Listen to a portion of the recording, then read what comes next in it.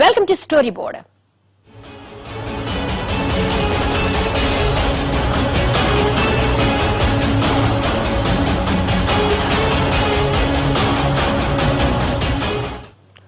సిటీలో ఇల్లు కొనాలి అనుకునే వాళ్ళు కోకొల్లలు. కానీ అన్ని పత్రాలు పక్కాగా ఉండి ఎలాంటి మతలబులు లేని ఇల్లు కొనాలంటే అది దాదాపుగా గగనమే. బిల్డర్ల మోసాలు తెలిసి ఇల్లు కొనాలంటేనే వెనుకడిగేసే వాళ్ళు కోకొల్లలు. కానీ ఇకపై ఇలాంటి అక్రమాలకు చెక్ పెట్టనుంది రెరా. 2017 మే 1 నుంచి దేశవ్యాప్తంగా అమల్లోకి వచ్చిన ఈ చట్టంతో రియల్ ఎస్టేట్ రంగంలో ఇకపై కొనుగోలుదారుడే రారాజు కానున్నాడు.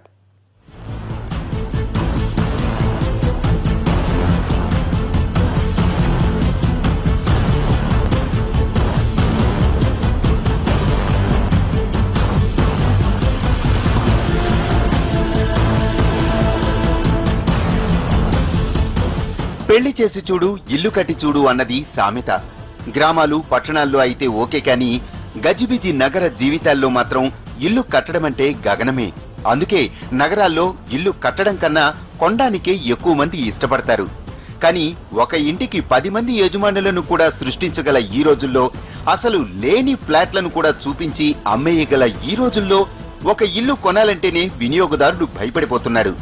జీవితమంతా కష్టపడి సంపాదించుకున్న డబ్బుతో కొనుక్కునే ఇంటి విషయంలో ఏ చిన్న మోసం జరిగినా వినియోగదారులు తట్టుకోలేరు. ప్రభుత్వాలు చట్టాలు ఎన్ని ఉన్నా జరగాల్సిన మోసాలు మాత్రం జరిగిపోతూనే ఉన్నాయి.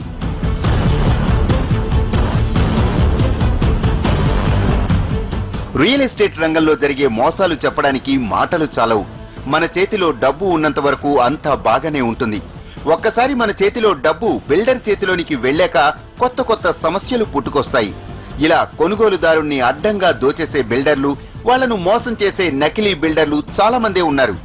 ఇలాంటి అక్రమాలు జరగకుండా కాసుల మీద ఆశతో బిల్డర్లు చేసే మోసాలకు చెక్ పెట్టేందుకు కేంద్ర ప్రభుత్వం చేసిన చట్టం మే 1వ తేదీ నుంచి అమల్లోకి రానుంది. ఈ చట్టంతో రియల్ ఎస్టేట్ రంగంలో ఓ సరికొత్త శకం ఆరంభం కాబోతోంది. ఈ చట్టంతో ఇకపై కొనుగోలుదారుడే రారాజు కానున్నాడు. చాలా కాలంగా పెండింగ్ లో ఉన్న ఈ చట్టాన్ని ఈ ఏడాది మార్చిలో ఉభయ సభలు ఆమోదించడంతో అది చట్టంగా మారింది. ఈ బిల్లులో కొన్ని సవరణలు చేసినా చట్టంగా రూపొందించిన అంశాలు మాత్రం రియల్ రంగంలో పారదర్శకతను, జవాబుదారీతనాన్ని పెంచేందుకు ఉపయోగపడతాయి.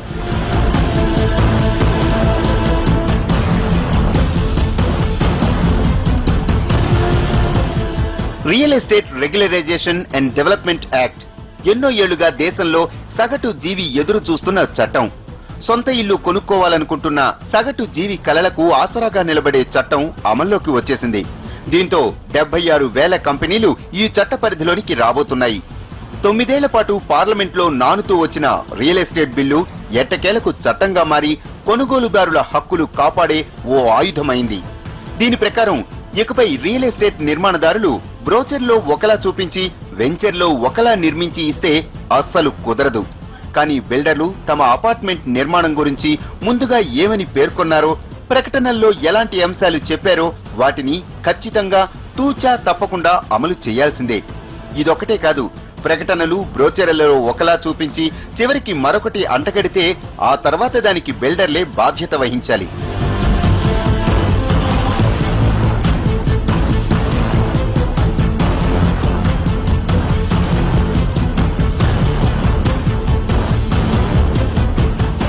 ఇదొకటే కాదు, ఫ్లాటు ఇస్తామన్న సమయానికి ఇవ్వకపోయినా, అనుకున్న సమయానికి నిర్మాణం పూర్తి చేయకుండా కాలయాపన చేసినా బిల్డర్లకు ఇబ్బందులు తప్పవు. ఇన్నాళ్లు డబ్బులు తీసుకుని ఇష్టానుసారం ప్రవర్తించే బిల్డర్ల దౌర్జన్యాలకు ఈ చట్టంతో చెక్ పెట్టింది కేంద్రం. ఫ్లాట్ నిర్మాణంలో లోపాలే కాదు, ఏ చిన్న ఇబ్బంది వచ్చినా ఫ్లాట్ హ్యాండ్ ఓవర్ చేసిన తర్వాత 5 ఏళ్ల వరకు ఎలాంటి నిర్మాణపరమైన లోపాలు తలెత్తినా బాధ్యతంతా బిల్డర్దే. ఈ మేరకు వినియోగదారులు పూర్తి స్థాయి భరోసాతో కొనుగోళ్లకు ముందుకెళ్లొచ్చు. దేశవ్యాప్తంగా రియల్ ఎస్టేట్ రంగంలో ఏ నిర్మాణాలు ఈ పరిధిలోకి వస్తాయన్నది ఈ చట్టంలో విస్పష్టంగా తెలియజేసింది. 600 గజాలకు మించి ఏ స్థలంలో నిర్మాణం చేపట్టినా, ఒక స్థలంలో 8 ఫ్లాట్లు లేదా అంతకు మించి ఫ్లాట్లు నిర్మాణం చేస్తున్నా సదరు ప్రాజెక్టులన్నీ నిర్మాణం ప్రారంభించడానికి ముందే రియల్ ఎస్టేట్ రెగ్యులేటరీ వద్ద తమ ప్రాజెక్టు వివరాలు విధిగా నమోదు చేయాలి. ఇది కమర్షియల్, రెసిడెన్షియల్ 2 రకాల నిర్మాణాలకు వర్తిస్తుంది.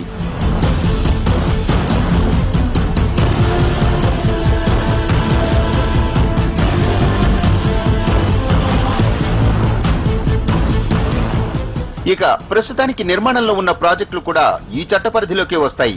అయితే వాళ్ళు వచ్చే 3 నెలల్లోగా ప్రాజెక్ట్ కంప్లీషన్ సర్టిఫికెట్లు పొందాల్సి ఉంటుంది. కొత్తగా చేపట్టబోయే ప్రాజెక్టులు మాత్రం నియంత్రణ అథారిటీలో నమోదు చేసుకోవాలి. ఒకవేళ ఈ పీరియడ్లోగా నమోదు చేయకపోతే మాత్రం ప్రాజెక్టు వ్యయంలో 10% జరిమానా కింద కట్టాల్సిందే. ఒకవేళ అదే తప్పు బిల్డర్ రెండోసారి కూడా చేస్తే అతనికి పెనాల్టీతో పాటు జైలు శిక్ష కూడా పడేలా చట్టాన్ని తయారు చేసింది కేంద్రం. ఎవరన్నా డెవలపర్ తిరిగి డబ్బులు ఇచ్చేయాల్సి ఉంటే దాన్ని 45 రోజుల లోపల ఇవ్వాలి అనే నియమ నిబంధన కూడా పెట్టడం జరిగింది. రేపటి నుంచి ఈ చట్టం అమలులో రాబోతోంది. కొనుగోలుదారుడే రాజు అనే ఒక సిద్ధాంతాన్ని ఆధారంగా అన్ని రకాలైన ప్రయోజనాలు ప్రజలు వాళ్ళు పెట్టిన డబ్బులకు వాళ్ళకి రక్షణ వచ్చే విధంగా ఈ చట్టాన్ని తీసుకురావడం జరుగుతోంది. ఇది it's a win situation for both, for buyers and developers. ఇది ఆబ్లిగేషన్ ఆన్ బోత్. నువ్వు చెప్పింది నువ్వు చేయాలా, సమయం ప్రకారం నువ్వు డబ్బు కట్టాలా. ఆయన చెప్పింది ఆయన చేయాలా, సమయం ప్రకారం ప్రాజెక్టు పూర్తి చేయాలా. చెప్పిన నాణ్యతలు పాటించాలా, ఇచ్చిన హామీలను తూచా తప్పకుండా పాటించాలా. అందువల్ల ఇద్దరికి కూడా ఇది ఉపయోగకరంగా ఉంటుంది. దీనివల్ల ఒక కొత్త ఊపు స్థిరాస్తి యొక్క విక్రయ రంగంలో వస్తుంది. రియల్ ఎస్టేట్ అంటాం మన ఇంగ్లీష్లో వస్తుంది. గృహ నిర్మాణం మరింత వేగం పుంజుకుంటుంది. మొత్తంగా ఈ చట్టంలో దేశవ్యాప్తంగా సొంత ఇల్లు కొనుక్కోవాలనుకున్న వాళ్ళంతా ఇకపై నిశ్చింతగా ముందుకు వెళ్లవచ్చు. అవగాహన లేమితో ఉన్న తమలాంటి వారిని బిల్డర్లు ఎలా ముంచేస్తారో అన్న భయం అక్కర్లేదు. పూర్తిగా కొనుగోలుదారుడికి ప్రతి రూపాయికి రక్షణ ఇచ్చేలా కేంద్రం ఈ చట్టాన్ని రూపొందించింది.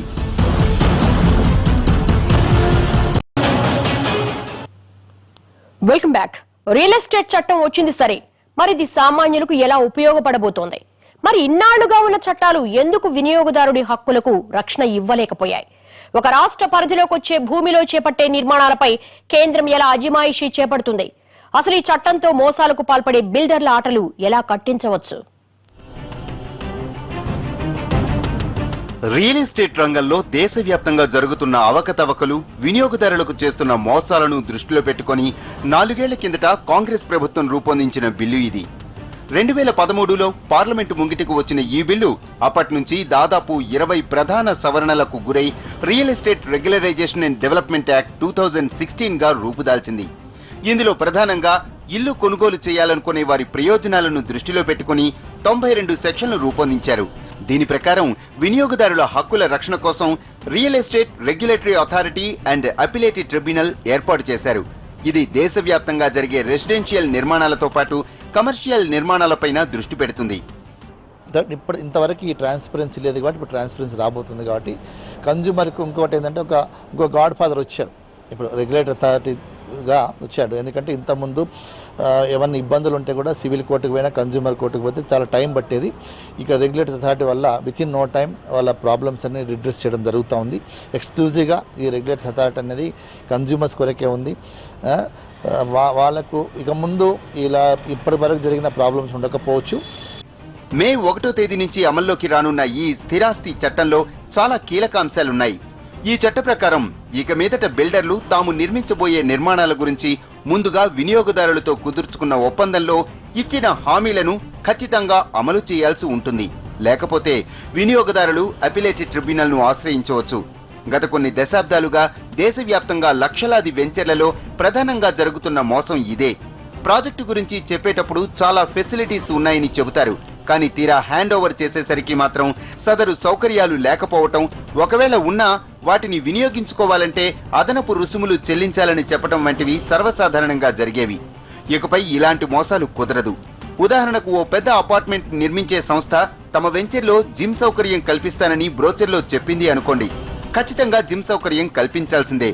లేకపోతే వినియోగదారుడు సదరు బిల్డర్ మీద కేసు వేయవచ్చు.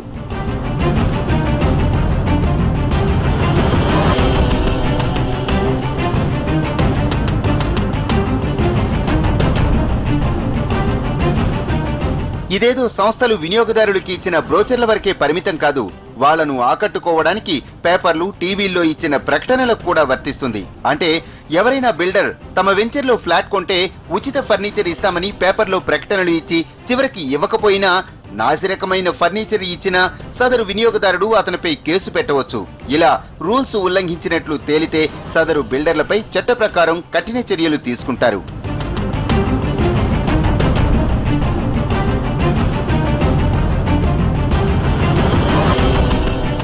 ప్రాజెక్ట్ లేఅవుట్, ప్రభుత్వ ఆమోదాలు, ప్రాజెక్ట్ నిర్మించే భూమిపై హక్కు వివరాలు ఎప్పట్లోగా పూర్తవుతుందనే సమాచారాన్ని ఆయా రాష్ట్ర ప్రభుత్వాలు ఏర్పాటు చేసే రియల్ ఎస్టేట్ నియంత్రణ అథారిటీకి తెలపాలి. ప్రతి బిల్డర్కు, అతను చేపట్టే వెంచర్కు అథారిటీ ఒక కోడ్ ఇస్తుంది. కొనుగోలుదారు ఆ కోడ్తో సెట్ చేస్తే ఆ వెంచర్కు సంబంధించిన సమస్త సమాచారం తెలుస్తుంది.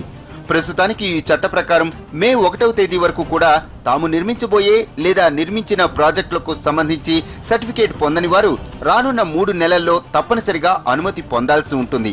డిమానిటైజేషన్ తర్వాత దేశవ్యాప్తంగా నగదు లావాదేవీలు మందగించడంతో రియల్ ఎస్టేట్ వ్యాపారం భారీగా దెబ్బతింది. పైగా 2 లక్షల నగదు లావాదేవీలకు పరిమితి విధించడం వల్ల కూడా రియల్ ఎస్టేట్ లావాదేవీలు తగ్గాయి. కానీ ఇప్పుడు ఈ చట్టం ఇచ్చిన భరోసాతో మళ్లీ రియల్ ఎస్టేట్ అమ్మకాలు పుంజుకుంటాయని ఆశాభావం వ్యక్తం చేస్తున్నారు. ఈ చట్టం వల్ల సొంత ఇల్లు కొనుక్కోవాలనుకునే వారందరికీ మేలు జరుగుతుందని ప్రభుత్వం భరోసా ఇస్తోంది. డిమానిటైజేషన్ జరిగిన తర్వాత రియల్ ఎస్టేట్ సెక్టర్ కొద్ది ఇబ్బందులు పడుతున్న మాట వాస్తవం. దాని నుంచి పూర్తి స్థాయిలో ఇంకా కోలుకోవడం ఇంకా జరగలేదు. సో పూర్తి స్థాయిలో మనం ఇంకా కోలుకోనాల్సి ఉంది.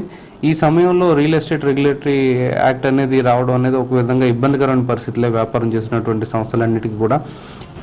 గతంలో కూడా యూపీఏ ప్రభుత్వం వడ్డీ రాయితీతో సామాన్యుడి సొంతింటి కలను నెరవేర్చడానికి చేయూతనిచ్చింది. 1000 చదరపు మీటర్ల ఫ్లాట్ ఉంటే 12 ఫ్లాట్లు ఉండాల్సిందే అని నియమం పెట్టింది. కానీ ఇప్పుడు కొత్త చట్టంలో దాన్ని భారీగా సవరించారు. కొత్త చట్టం ప్రకారం 500 చదరపు మీటర్లున్న ఫ్లాట్లు 8 ఉన్నా ఈ చట్ట పరిధిలోనికి తీసుకొచ్చారు. దీంతో అపార్ట్మెంట్ల మాదిరిగా కాకుండా గ్రూప్ హౌస్ల పేరుతో నిర్మాణాలు జరిపే వారిపైన ఈ చట్టం వర్తిస్తుంది. అంటే లిఫ్ట్ ఉంటేనే అపార్ట్మెంట్ కింద పరిగణిస్తారు, లిఫ్ట్ లేకపోతే దాన్ని గ్రూప్ హౌస్ అని చెప్పి అమ్మేస్తారు. కానీ ఇలాంటి మోసాలకు ఈ చట్టం చెక్ పెట్టనుంది. రేట్ల క్రమబద్ధీకరణ అంటే ఇవాళ కొంతమందికి ఒక రేటు, కొంతమంది ఒక రేటు అమ్మటం కుదరదండి. నేను ఒక అగ్రిమెంట్ చేసుకున్నానంటే ఆ అగ్రిమెంట్ని అప్లోడ్ చేయాలి. అప్లోడ్లో ఏ రేటు ఉంటే అందరూ అదే రేటు ఇది చూసుకుని అడగటానికి అవకాశం ఉంటుంది. ఇదివరకు నేను ఒక 3 ప్రాజెక్టులు చేశాను అనుకోండి. దీంట్లో ఒక ప్రాజెక్టులో డబ్బులు తొందరగా వస్తే ఒక ప్రాజెక్ట్ లేట్ అవుతుంది, ఇంకో ప్రాజెక్ట్ ఇది అవుతుంది. దీనివల్ల ఏం చేసేవాళ్ళు అంటే ఈ డబ్బులను అటు ఈ ప్రాజెక్టులోకి ఆ ప్రాజెక్టులోకి పంపించేవాళ్ళం. ఇప్పుడు అలా కాదు. ఏ ప్రాజెక్ట్కి ఆ ప్రాజెక్టు అకౌంట్ ఓపెన్ చేయాలి, ఆ ప్రాజెక్ట్కి వచ్చిన డబ్బులు ఆ ప్రాజెక్ట్కే కంప్లీట్ చేయాలి. కాబట్టి అనుకున్న టైంలో అనుకున్నట్టు షెడ్యూల్ ప్రకారం ప్రాజెక్ట్ కంప్లీట్ అవుతుంది. వినియోగదారులకు ఎంతో హ్యాపీగా ఉంటుంది. ఇక కొనుగోలుదారుని నుంచి బిల్డర్లు నిర్మాణం పూర్తయ్యే వరకు తీసుకునే మొత్తంలో 70% బ్యాంకులో డిపాజిట్ చేయాలని చట్టం రూపొందించారు. నిజానికి స్టాండింగ్ కమిటీ దీన్ని 50% అని సిఫారసు చేస్తే దాన్ని 70%కి పెంచారు. ఆ మొత్తాన్ని ప్రాజెక్టు కోసమే ఖర్చు చేయాలి. నిర్మాణ సామగ్రి కొనుగోలుకు చెక్ రూపంలో మాత్రమే చెల్లింపులు చేయాలి. ఇక ఇప్పటి వరకు ఉన్నట్లుగా సూపర్ బిల్టప్ ఏరియా పేరుతో ఫ్లాట్ గోడలు, లిఫ్టు, లాబీలు, మెట్లు, స్తంభాలను కలిపి లెక్కలు చెబితే కుదరదు. కామన్ ఏరియా, కార్పొరేట్ ఏరియా వివరాలు ఎంతెంతో విడివిడిగా చెప్పాలి. ఇప్పటి వరకు చాలా సంస్థలు వినియోగదారుల్ని మోసగిస్తోంది ఈ రూట్లోనే. బ్రోచర్లో 1250 చదరపు గజాలు అని చూపిస్తారు. కానీ ఫ్లాట్ సైజు లెక్కేస్తే 980 గజాలే ఉంటుంది. అదేమిటంటే మిగిలినది కామన్ ఏరియా అంటారు. కానీ ప్రతి ఒక్కరికి ఎంత కామన్ ఏరియా వస్తుందో చెప్పరు. కానీ ఇక మీదట ఇలాంటి మోసాలు కుదరవు. కార్పొరేట్ ఏరియా ఎంత, కామన్ ఏరియా ఎంతో ఖచ్చితంగా అడుగులతో సహా బిల్డర్ చెప్పాల్సిందే. State governments rules and regulations formulate చేసేది ఉన్నది. ఇంతవరకు స్టేట్ గవర్నమెంట్ నుంచి రాలేదు. స్టేట్ గవర్నమెంట్ కూడా దాని మీదనే పనిచేస్తున్నారు. ఇంకో సుమారు 10-15 రోజుల లోపల స్టేట్ గవర్నమెంట్ ఇచ్చి వస్తే మనకు క్లారిటీ తెలుస్తుంది. ఈ చట్టం వల్ల వినియోగదారుడికి చాలా మేలు జరుగుతుంది. ఎందుకంటే అతను ఏది కొనే ఫ్లాట్ విస్తీరణ ఎంతో ఖచ్చితంగా తెలుస్తుంది. ఎందుకంటే ఇప్పుడు మేము కార్పొరేట్ ఏరియా మీదనే అమ్మవలసిన పరిస్థితి ఉన్నది. అది కాక మాకు టైమ్లీ కంప్లీషన్స్ ఉన్నది. వాళ్ళకు వినియోగదారులకు ఇవ్వవలసిన టైమ్ లైన్స్ ప్రకారంగానే మేము కంప్లీట్ చేయవలసిన ప్రాజెక్టులు ఉన్నది. అతనికి కూడా లాభమే. మాకు కూడా నిర్మాణ రంగంలో ఉన్న మాకు కూడా ఓ క్లారిటీ ఉంటుంది. మేము కూడా కంప్లీట్ చేయాలనే దాని మీద ముందుకు పోవచ్చు. ఇప్పుడు డబ్బులు కట్టండి, సంక్రాంతికి సొంతింట్లో దిగండి అంటూ ప్రకటనలిచ్చి తీరా డబ్బులు కట్టాక ఏ సంక్రాంతో చెప్పకుండా ఏళ్లకేళ్లు కాలయాపన చేసే బిల్డర్ల ఆగడాలు ఇకపై కుదరవు. ఒకవేళ డెవలపర్లు సకాలంలో నిర్మాణం పూర్తి చేయకపోతే 45 రోజుల్లోగా కొనుగోలుదారులకు బకాయిలు చెల్లించి తీరాలి. మొదట్లో రెసిడెన్షియల్ ప్రాజెక్టులకు మాత్రమే వర్తింపచేసిన ఈ చట్ట పరిధిలోనికి ఆ తర్వాత కమర్షియల్ ప్రాజెక్టులను కూడా తీసుకురావడంతో దేశవ్యాప్తంగా చిన్న చిన్న కమర్షియల్ కాంప్లెక్స్లలో లక్షలు పోసి కొనాలనుకున్న చిరు వ్యాపారులకు కూడా మరిన్ని ప్రయోజనాలు చేకూరనున్నాయి. ప్రస్తుతానికి అధికారికంగా 76,000 సంస్థలు ఈ చట్ట పరిధిలోనికి రానున్నాయి.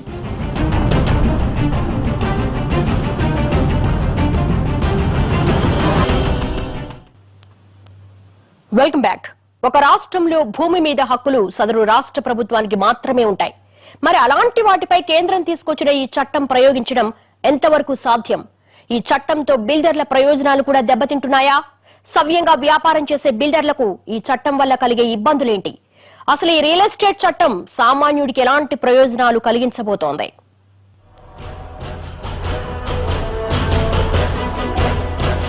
కొన్ని వెంచర్లు ఒక్కసారిగా దోచుకోకుండా నెలవారీ వాయిదా పద్ధతులంటూ సామాన్యులకు వలలు వేసి మోసం చేశాయి.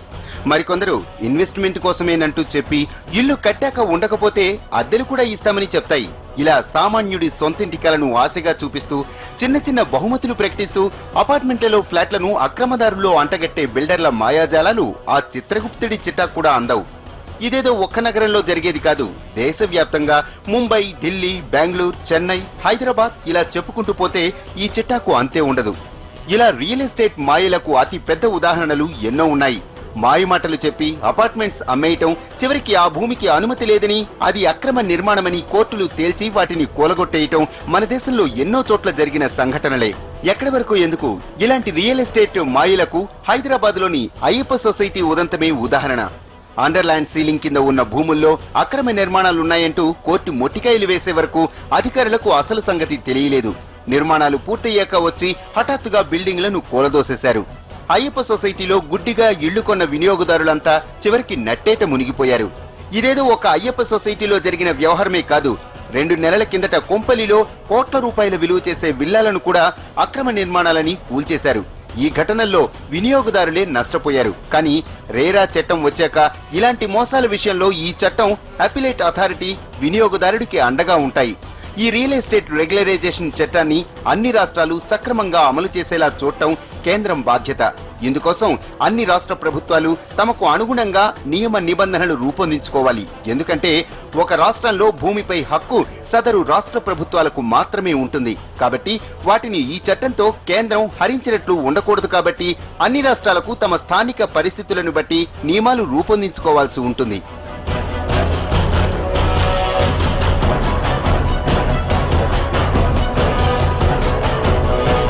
నేను కూడా ఒక ఇల్లు కొనాలంటే ఇంతవరకు ఎక్కడ కావాలంటే అక్కడ కొనాలని పోయేటప్పుడు దీనికి ఆలోచించి ఇప్పుడైతే ఏ ప్లాట్ కొనాలన్నా, ఏ అపార్ట్మెంట్ కొనాలన్నా కూడా దానికి డాక్యుమెంట్ తీసుకొని ఇంతవరకు మొత్తం చెక్ చేసుకొని లీగల్ ఒపీనియన్ తీసుకొని కొనేవాడిని. ఇప్పుడు కొద్దిగా దానికి అంత ఇబ్బంది లేకుండా గవర్నమెంట్ మంచి అవకాశం కల్పించినందుకు చాలా ధన్యవాదాలండి. ఈ కొనడం వలన కూడా నాకు మంచి ప్లాట్, మంచి ఏరియాలో ఎక్కడ కొనాలన్నా కూడా మంచిగా బాగుంటుంది. ఈ చట్టంలో చాలా మార్పులు చేయడం జరిగింది. దీనివల్ల కట్టే బిల్డర్కి కానీ, ప్లాట్ కొనుక్కునే కస్టమర్లకు కానీ సేఫ్టీ, సెక్యూరిటీ, వచ్చే కాలంలో స్టాండర్డ్స్ పెరగడానికి, నిర్భయంగా ఒక కస్టమర్ వచ్చి ఒక ప్లాట్ కానీ ఇల్లు కానీ కొనుక్కోవాలంటే ముందుకు రావడానికి ప్రభుత్వం తీసుకున్నటువంటి ఈ నిర్ణయం చాలా మంచిగా ఉంది.